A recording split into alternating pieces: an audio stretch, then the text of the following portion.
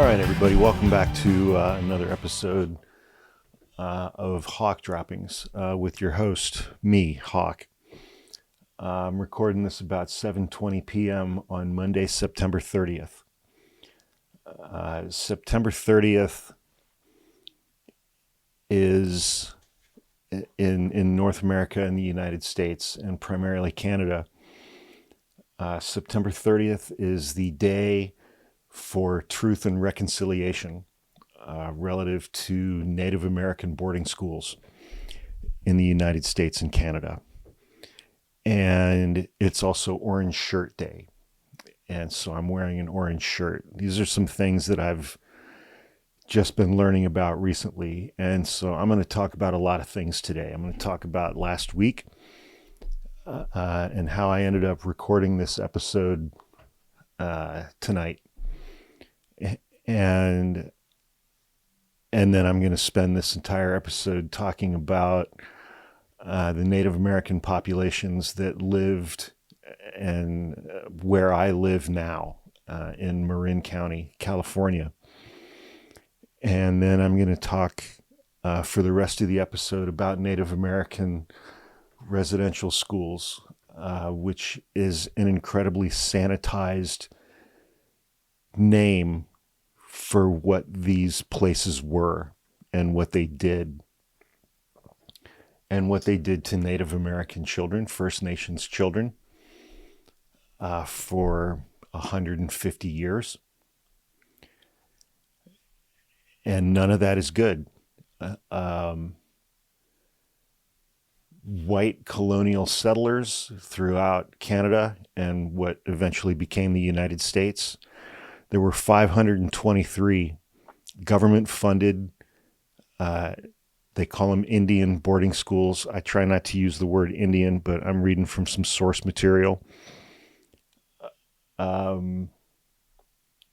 where essentially the governments of Canada and the United States, along with the Catholic Church, kidnapped, took, stole hundreds of thousands of Native American children from their families, from their tribes, from their villages, from all of their familial, cultural support systems, school-aged children.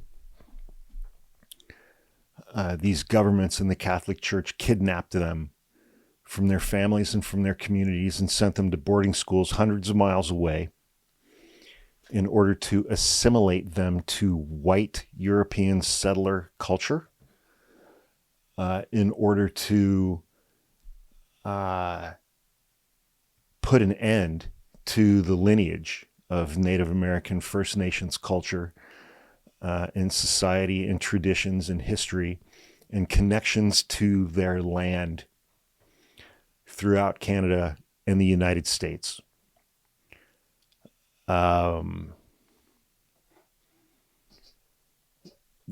This is something that I knew nothing about. Yet one more example of things that I was not taught in school, K through 12. I was not taught any of this in college. I was not taught any of this in law school. I didn't start to learn about any of these things, really learn or feel like I had the opportunity to really learn about some of these things, weirdly, until I joined TikTok in the middle of 2021, and I started following people who didn't look like me. I'm feeling pretty emotional right now. I did a couple of TikToks wearing this shirt right before I started recording this episode.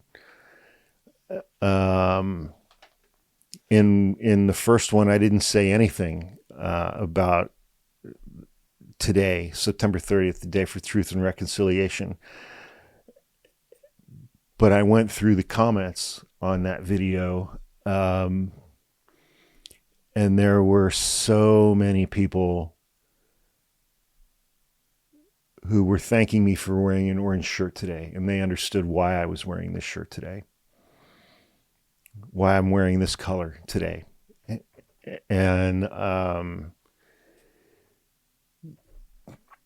reading a lot of those comments and a lot of the gratitude that was expressed in those comments, it has me feeling pretty emotional right now. So thank you for all of those folks who left those comments. And so I want to start just by talking about the timeline of my week last week, which I mentioned in another TikTok that I recorded a few minutes ago. I live in Marin County in California, and everybody knows I've been a trial attorney for a little over 25 years.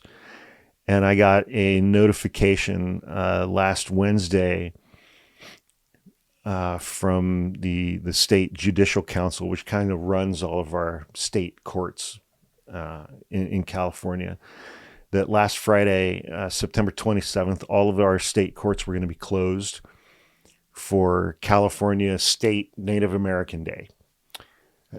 And initially I was just like, oh, great, that's awesome. What a great opportunity for me to take some time this past weekend and learn some things that I didn't know before. And one of the things, it was something that I had seen on TikTok a long time ago. It was just like, and this applies across the United States, just not just in California, but it's like, find out and learn about the First Nations, Native American tribes who used to live on the land where you live right now. And so last Friday and last Saturday, I made an effort to do that. And so I started digging into Marin County, and this North Bay area where I live. And I started learning about the Miwok tribe, spelled Miwok. And specifically in Marin County, those populations were referred to as the Coast Miwok Native Americans. A lot of the source material that I've been looking at uses the word Indian. I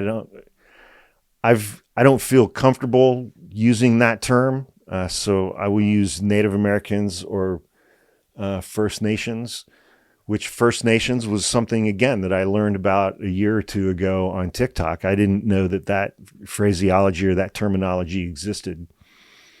So this episode might run a little long. I have all kinds of stuff that I want to get through and talk about. But again, it's like, I grew up in Ohio. I grew up in rural Ohio. I was born in 1968. I lived in Ohio until the very end of 2001, the very beginning of 2002, before I moved out to San Francisco. And my grandparents, both my mom and my dad, are both from Mansfield, Ohio. Which Mansfield, Ohio, in a lot of ways, it's like something out of a Stephen King novel. It's just a fucking weird place, man. But geographically, it's one of the most beautiful areas that I've ever seen in my life. And my grandparents had a farm. My dad's side of the farm my dad's side of the family were all farmers, and their farm was, and still is. One of my cousins lives there now. They had a 200-acre farm in just this incredibly beautiful valley north of Mansfield, Ohio, just a couple of miles away from the Ohio Reformatory, which is where they ended up filming the movie Shawshank Redemption. That was the prison where they filmed that movie.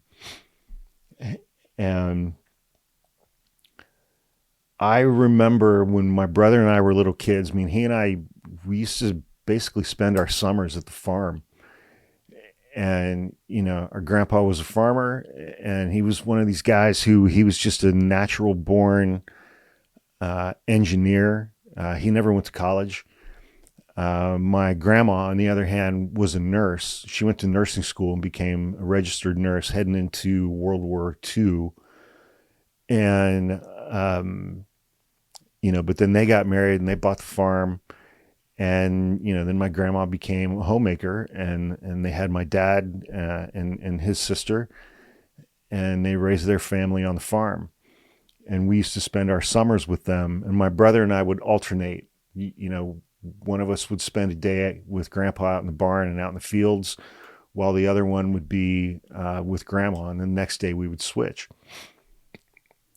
And from my grandma is where I learned how to make breakfast. And I still make an incredible breakfast to this day. Sausage, bacon, eggs, all of that good stuff.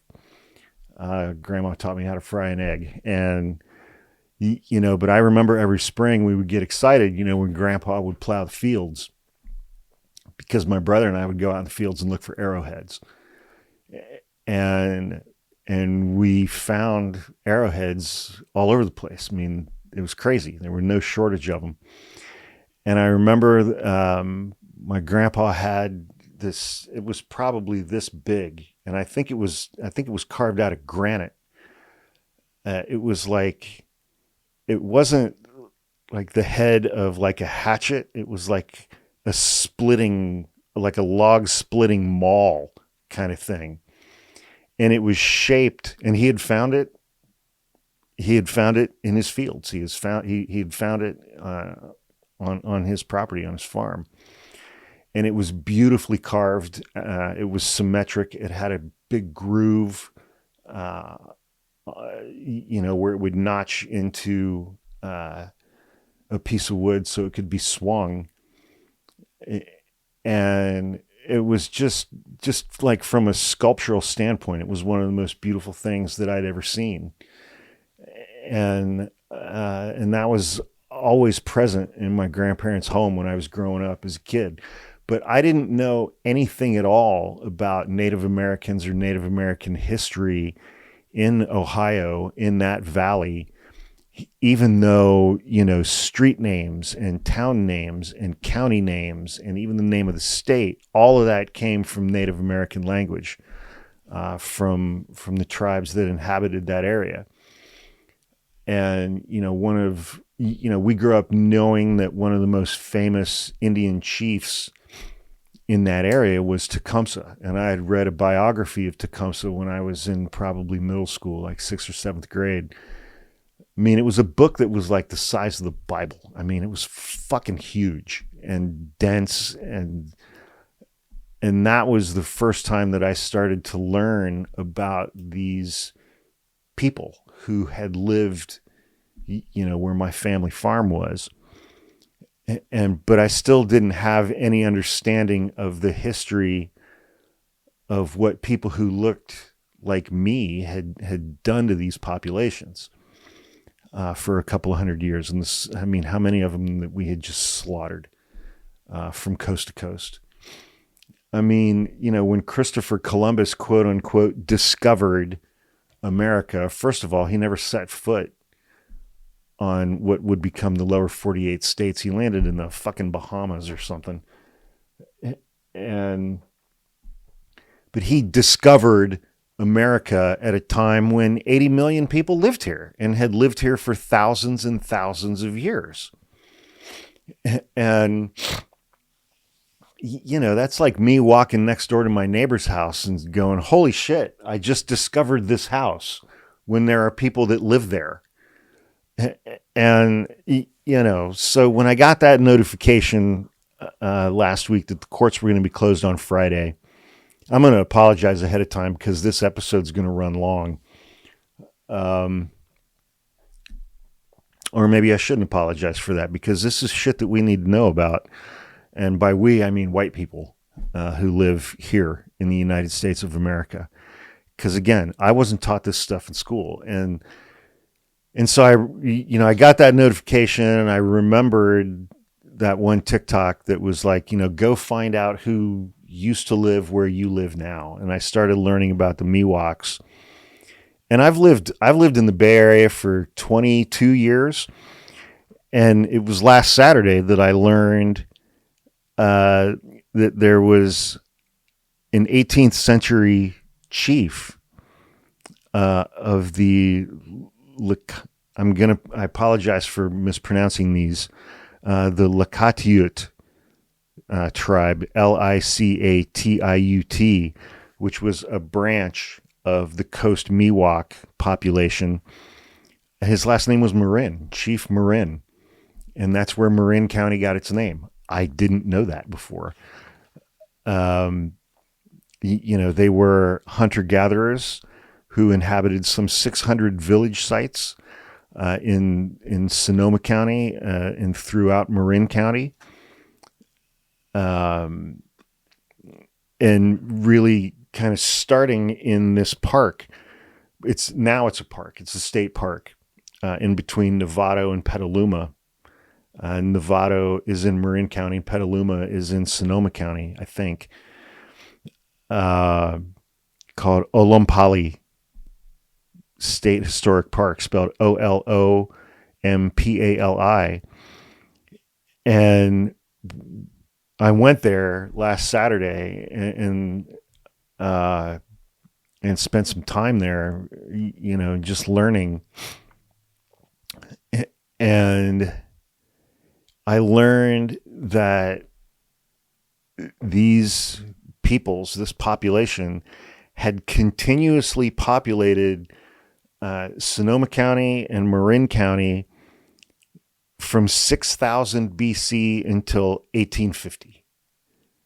That's just shy of 8,000 years.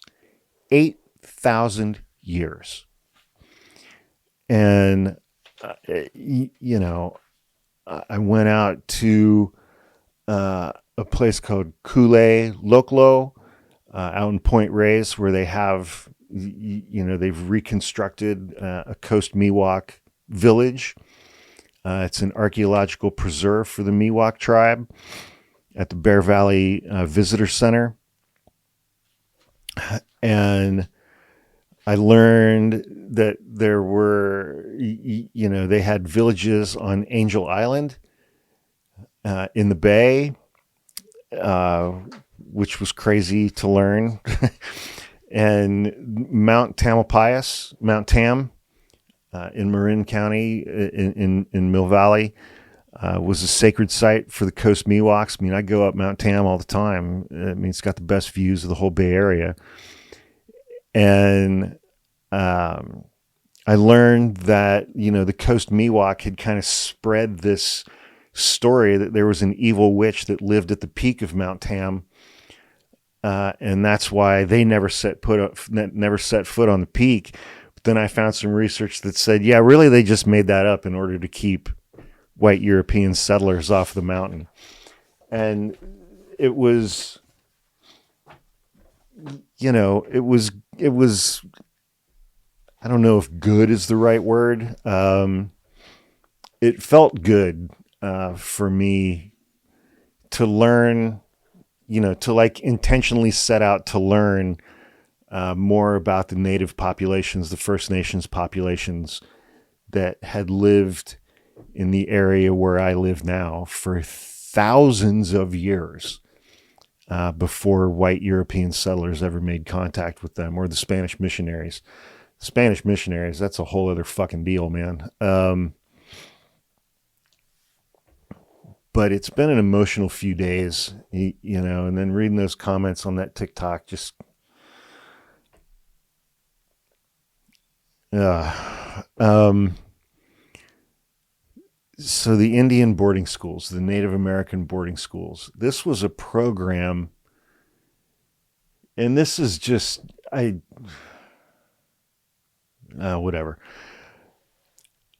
It started with the Catholic Church, because, what bad things have ever been started by the Catholic Church, historically speaking? Fucking hell. They took it upon themselves and decided, because little baby Jesus and God told them that they had a divine right to eradicate these cultures, eradicate these societies, eradicate these populations, and take their land. because these people who were brown were less than white European settlers, and white European settlers were superior. And which is explicitly the campaign that Donald Trump and J.D. Vance are running in 2024. Look at how they're going after immigrants who are here legally, black immigrants who are here legally.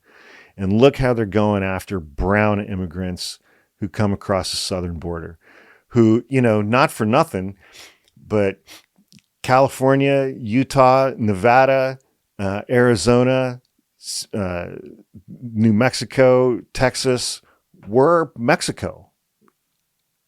Those states were part of Mexico. And now people who occupied those areas for thousands of years are now aliens. They're now illegal on their homelands. And again, it's like it's stuff that we were never taught about.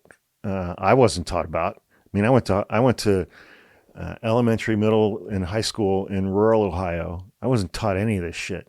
I was taught this kind of sanitized, Charlie Brown version of quote unquote Indians at Thanksgiving with pilgrims. Let's just say it was inadequate. We'll put it that way. It was inadequate. And, it's like now I live on their land and their descendants live on reservations. And if they're lucky, they have casinos. We have the Grayton Indian Casino, 20, 30 miles up the freeway from where I live now. And it, as with what we did to African slaves, what we did to Native American First Nations populations, it's like we just came over here and fucking killed everybody and took everything they had and then enslaved them and built all of our wealth on their backs and continually look at them today and say, I didn't do that. Get over it. You weren't a slave. Get over it. Nobody took your land. Get over it. And it's just shameful. It's just such a shameful part of our history. But my awareness of a lot of this stuff landed in the middle of 2021 when I read an article about the Kamloops School, spelled Kamloops. I think it's in British Columbia. And at the site of that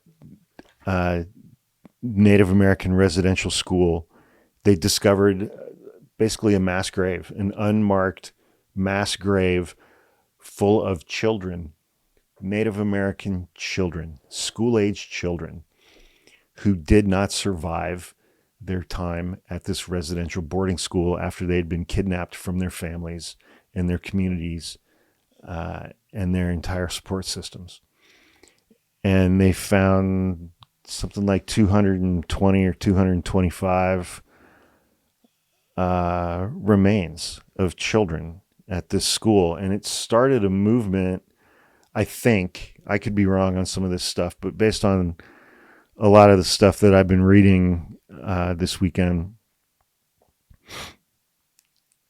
it started a bit of a movement in Canada where it's like, okay, now we have to deal with this. Now we have to deal with this.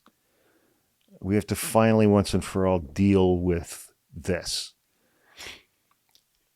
And, I recorded an episode of my podcast, Hawk After Dark, yesterday or the day before, where I talked about MMIW, murdered and missing Indigenous women and girls, primarily in Canada. It's a massive fucking problem in the United States as well.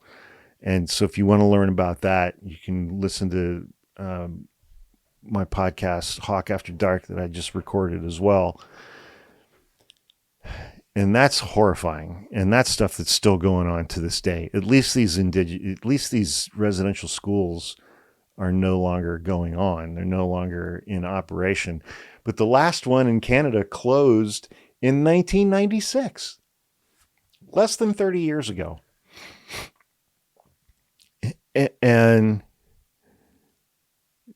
since May of 2021, the remains of more than 1,000 people, almost all of them children, have been discovered on the grounds of 3 former residential schools in 2 Canadian provinces. In late June of 2021, the remains of 751 mainly Indigenous children were discovered at the site of a former school in the province of Saskatchewan. Children who have been kidnapped from their families, taken to these schools, forcibly had their hair cut.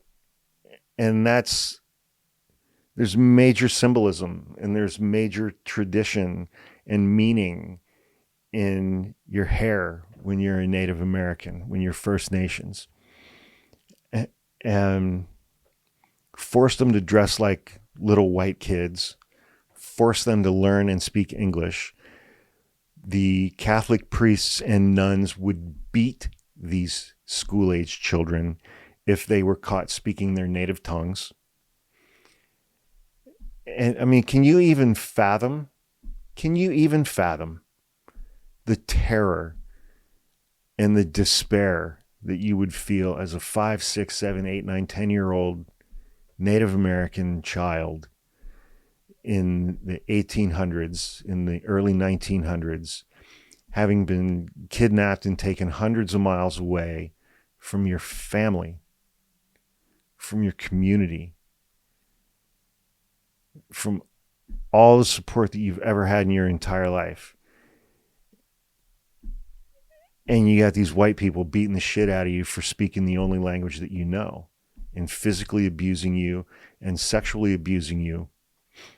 Sexual abuse was absolutely rampant at these schools. I read one. I mean, I should have started this entire episode off with a trigger warning. It was not uncommon for babies to be born by these school-age girls who'd been fathered by priests. And, you know, when these babies were born, they were taken away from their child mothers and killed and incinerated. So there would be no evidence and no documentation of them. Add that on top of everything else that these kids had gone through. And we did this to them on purpose because we wanted their land. We wanted to sever the traditions, the history, the culture of Native Americans, First Nations populations. And what better way to do that than by taking their children, taking their kids away and preventing those children from being connected to that land and connected to those traditions, that history, that culture, those societies. Taking that generation away, so they're ensuring that there wouldn't be any future generations because guys who looked like me wanted their land. I'm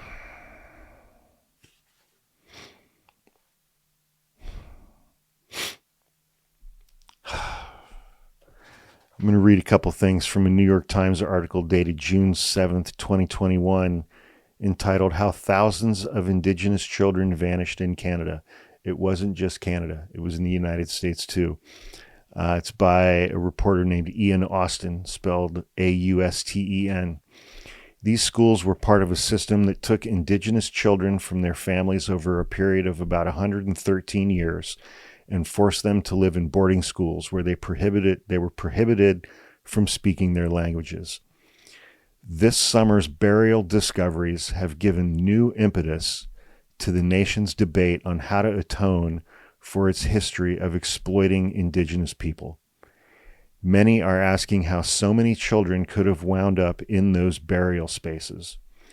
For many Canadians and for people around the world, these recent discoveries of our children, buried, nameless, unmarked, lost, and without ceremony, are shocking and unbelievable, said Roseanne Archibald, the national chief of the Assembly of First Nations, Canada's largest Indigenous organization. She said that in a July 2021 media release. And then she closed out that statement by saying that it was shocking and unbelievable to people on the outside. And she said, but not for us. We've always known. An estimated 150,000 Indigenous children in Canada passed through these schools between their opening around 1883 and their closing in 1996. And in the United States, those schools started in the 17th century, in the 1600s, and continued into the 20th century. I think the last one in the United States closed in 1966. So at least we had 30 years on Canada.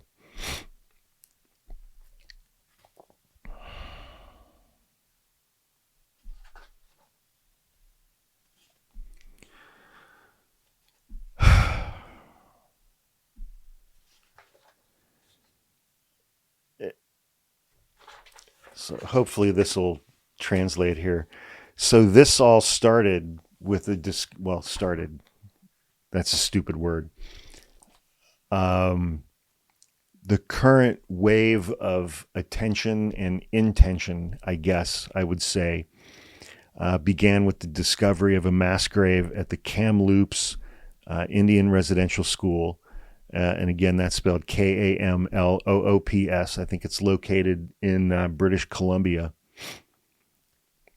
And I'm going to show you a photograph from this same article. You see a bunch of white priests and white nuns with all of these Indigenous Native American children.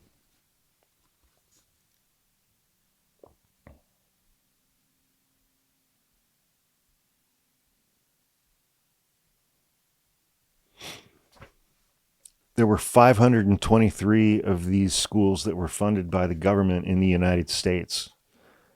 I didn't find an accurate number for how many of those schools existed in Canada.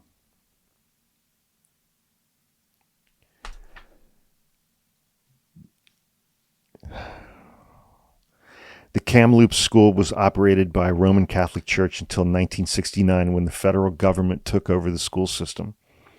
Reports by an inspector and a doctor indicated that the students at Kamloops were severely malnourished. The National Truth and Reconciliation Commission, set up by the Canadian government in 2016, spent 6 years hearing, that date may be wrong, hearing from more than 6,700 witnesses to document the history of these schools. There are thousands and thousands and thousands of people still alive today who went to these schools, who were kidnapped and taken to these schools when they were children. In a report in 2015, okay, that date was wrong. In a report in 2015,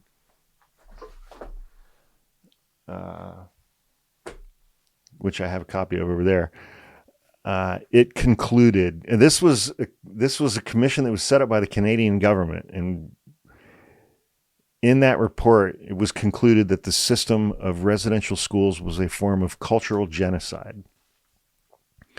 Some former students testified before the commission that priests at the schools had fathered infants with Indigenous students, that the babies had been taken away from their young mothers and killed. And in many cases, their bodies were thrown into furnaces. Many students also died from disease, accidents, fires, and during attempts to escape, according to the commission. If they were caught during an escape, they didn't die during an attempt to escape. They were caught trying to escape, and they were killed. It is unknown how many children died at the residential schools in Canada. It is unknown how many of these children died at residential schools in the United States. Remains in unmarked graves have appeared or been discovered through construction or natural events at the sites of other former schools, although nothing on the scale of the Kamloops School. These graveyards are often now unmarked. What they were like 50 or 60 years ago is anybody's guess. The challenge here is that they have not been maintained. Once the schools were closed, the properties were often abandoned, along with the graves of thousands of Native American children. In the United States, at least 53 burial sites have been discovered at the sites of former Indigenous boarding schools. This is from an article dated May 11th, 2022, written and published by Al Jazeera. Because, the AP is not exactly on top of this. A U.S. government investigation found that at least 53 separate burial sites at federal Native American boarding schools, according to a new report released in 2022. The initial findings of the investigation, which examined records under federal control, show that hundreds and hundreds of children died in these boarding schools. But officials say the number is likely to climb into the thousands or the tens of thousands as the investigation continues. So this was 2 years ago. And here we see the importance.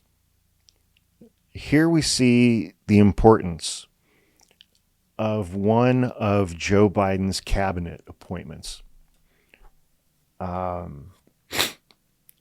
For the first time in American history, Joe Biden appointed a Native American woman to a cabinet position. A woman named Deb Haaland, Haaland. He appointed her as Interior Secretary. And she's Native American. And so she's connected to this history, these cultures, these societies, these populations, and this generational trauma. One of the things that I read about quite a bit in learning about these things was the generational trauma that is passed down from one generation to the other, not on purpose.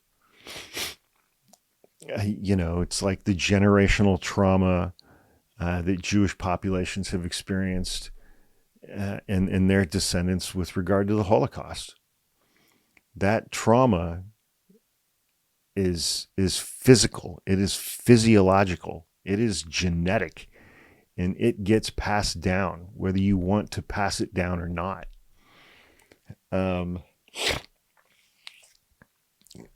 And the initial findings of I read that already. So Deb Haaland, as Interior Secretary, ordered a report to be done, continuing the work of the Federal Indian Boarding Schools Initiative, after she heard news that, and again, I apologize for mispronouncing these, the Tecumlups, TK''EMLUPS, and the Secwepemc. I'm sorry, I'm going to spell that one too. SECWEPEMC First Nations, when they confirmed there were 215 children's graves at the Kamloops Indian Residential School in British Columbia. So she learned about that when we all did in May of 2021, and then she ordered the Department of the Interior and the Federal Indian Boarding Schools Initiative. She ordered that and ordered them to do an investigation and create a report. The report found some things as follows. The United States intentionally forced Indigenous families to send their children to boarding schools as part of an assimilation system that reached every corner of the country, according to the report. It found the boarding school system was expansive, consisting of over 400 federal Indian boarding schools across 37 states and territories, including 21 schools in Alaska and 7 schools in Hawaii, those weren't even states yet. They were territories. The creation of this system was part of a broader policy to take land from indigenous people to allow for the expansion of the United States. The government acknowledges its assimilation policy caused loss of life, physical and mental health, territories and wealth, tribal and family relations, and indigenous languages, as well as the erosion of religious and cultural practices.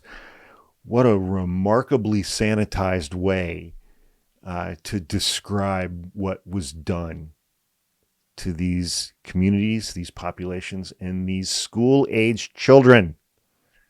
Children. And Deb Haaland said the following: when my maternal grandparents were only 8 years old, they were stolen from their parents' culture and communities and were forced to live in boarding schools until the age of 13. Many children like them never made it back to their homes. Secretary Haaland said Indigenous staff worked through their own trauma and pain to complete this report. This is not new to us, she said, gesturing towards other Indigenous people who attended and spoke at the press conference about this report. The policy in the United States, the official policy, meaning governmental policy in the United States, dates back to 1819 when Congress passed the Civilization Fund Act to financially support religious organizations that ran schools to assimilate indigenous children. Again, Jesus fucking Christ, man. Listen to that language. Just listen to the language in this sentence compared to what you now know was actually done to these children. They were physically abused. They were raped. They were impregnated. They were starved. And they died. And they were buried in unmarked graves. These are school-aged children. Think about that. And then reflect again on the language used in this sentence. The policy dates back to 1819. When Congress passed the Civilization Fund Act to financially support religious organizations that ran schools to assimilate indigenous children. That's fucked up. That's fucked up. After that, the federal government of the United States induced or compelled generations of American Indian, Alaska Native, and Native Hawaiian children to attend boarding schools. Beginning in 1871, Congress passed laws ordering parents to send their children to school and authorized the Interior Secretary to withhold rations to those who refused. Their parents were living on reservations by that point.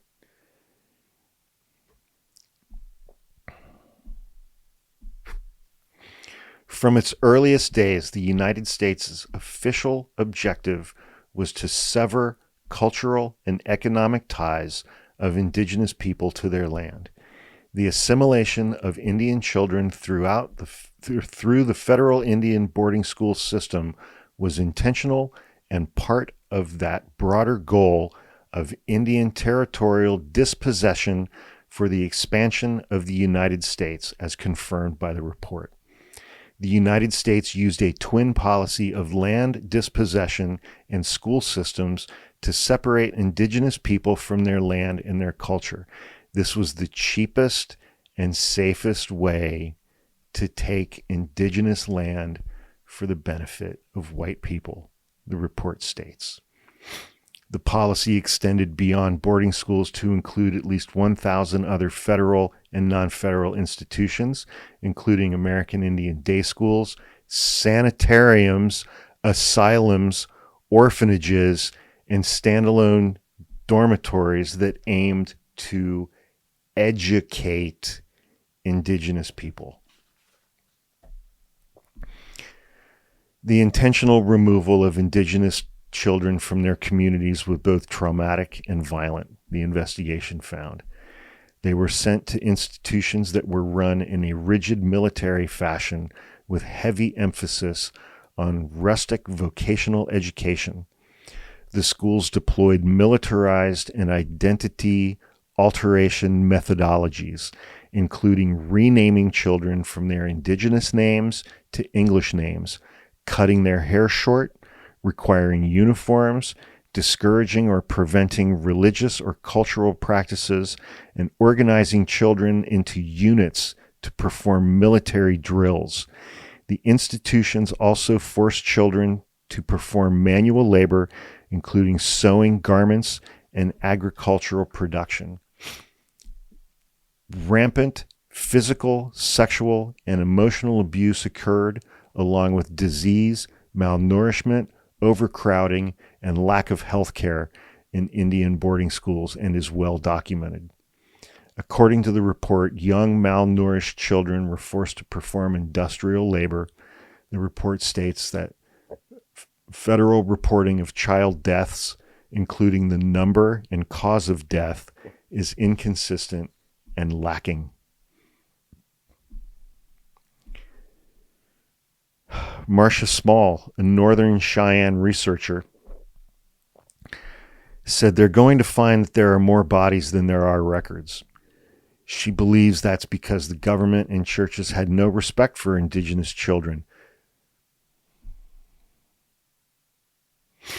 So they likely did not properly account for every death. It was a genocide, she said.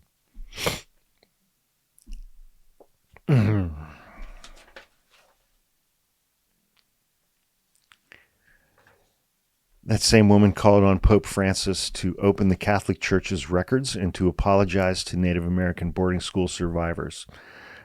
She has done the same for survivors in Canada. She added that President Joe Biden should apologize to boarding school survivors on behalf of the United States government. She believes survivors are owed reparations. Some of us have given up hope, which is why you see suicides, alcoholism, abuse, self-abuse, because we have been so forgotten for so long. The government has never given survivors a chance to share their stories, and the report recommends that it develop a platform for survivors to formally document their experiences, as was done for survivors of the Holocaust. Secretary Haaland said she considers it her responsibility and legacy to uncover the history of these institutions. The fact that I am standing here today as the first Indigenous cabinet secretary is a testament to the strength and determination of the Native people. I am here today because my ancestors persevered, she said, her voice shaking. I stand on the shoulders of my grandmother and my mother, and the work we will do with the Federal Indian Boarding Schools Initiative will have a transformational impact on the generations to follow.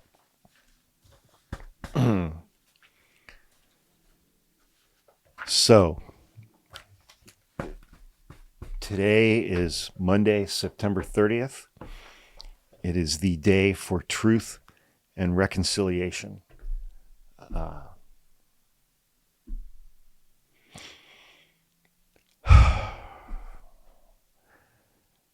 Again, it's also Orange Shirt Day. And so I got my orange shirt, and I wore it on Saturday when I went to some of these sites in Marin County and Sonoma County. And I'm wearing it today. I was not taught any of this stuff in school. I wish I had been. And, but we're here today. And so we can acknowledge this history and these atrocities and this genocide today. And I've said, one of the first things that I learned on TikTok 2.5 years ago, not quite 2.5 years ago, when I first joined, one of the things that I did very intentionally right out of the gate was I started following a lot of Black women, African American women. And one of them said something that really, really, really, really stuck with me, that it is the responsibility of people like me to use my privilege for good. And since I heard that, I very frequently acknowledge on TikTok that I have basically every privilege the United States affords anybody, except for generational wealth. I am heterosexual, cisgendered, white man with a law degree in the United States of America. I mean, I have every privilege that this country offers, except for generational wealth. And, I've heard her say that a few times, that because I was born with the privilege that I have, which I didn't earn, I was just born this way. And in the United States of America, that means that I have these privileges. I have white privilege. I have male privilege. I just do. That's just reality. And, and I'm not looking for a trophy or anything like that, but I didn't know any of this stuff. And so one of the things that I've tried to do is use this platform that I now have, which I didn't really seek out, but here it is, to talk about these kinds of things that I never knew about. And these things are still going on to this day. Please go listen to the episode of Hawk After Dark that I just recorded about MMIW, murdered and missing Indigenous women and girls. That is still going on today throughout Canada, throughout the United States, and throughout Mexico. Anyway, these are not easy subjects to talk about. They're not easy subjects to learn about. I am feeling extremely emotionally drained right now. But again, as always, I appreciate everybody for subscribing to our podcast page. I need to go for a walk and shake this out a little bit. My PTSD is pretty much off the charts right now. I'm very activated and very sad and very emotional. But it's important that we look these things in the eye and look at our history for what it is and who we are within the context of that history. And so thank you everyone for listening. I encourage everyone to learn more about this. Thank